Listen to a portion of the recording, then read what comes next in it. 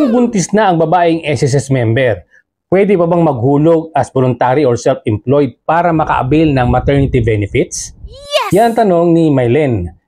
Sir, tanong ko lang, pwede pa ba ako mag-voluntary ng SSS na ngayon ay buntis po ako? Ngayong buwan sana ako mag-start magbayad, baka sakali na ma-qualified ako sa maternity kahit mag 1 year old hanggang mag 5 years old siya. Ang sagot dyan ay depende kung ilang buwan na ang pagbubuntis mo. Wow!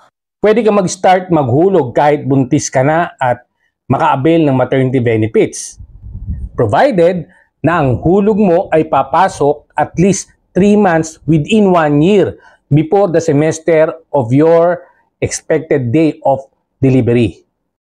Kung halimbawa, ngayon ay buwan ng Mayo at ikaw ay manganganak sa buwan ng January next year, dapat ay makapaghulog ka ng at least 3 months within this year. At dapat pumasok ang hulog mo bago mag-December this year.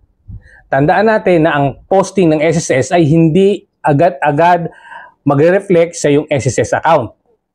Kaya dapat bago mag-December ay bayad ka na sa 3 buwan. Dahil kung ang hulog mo ay magkikredit sa buwan ng January, ay hindi ka na qualified sa maternity benefits. Kung halimbawa naman na 3 months pregnant ka na, ngayong buwan ng April at manganganak ka na sa buwan ng October, dapat ay may hulog ka mula January to June ng taong ito para mag-qualified ka sa maternity benefits. At para makakuha ka ng maximum na 70,000 pesos na maternity benefits, dapat ikaw ay naghuhulog ng 2,800 every month sa iyong contributions. Kung meron kayong tanong ay mag-message lang kayo sa baba ng video na ito.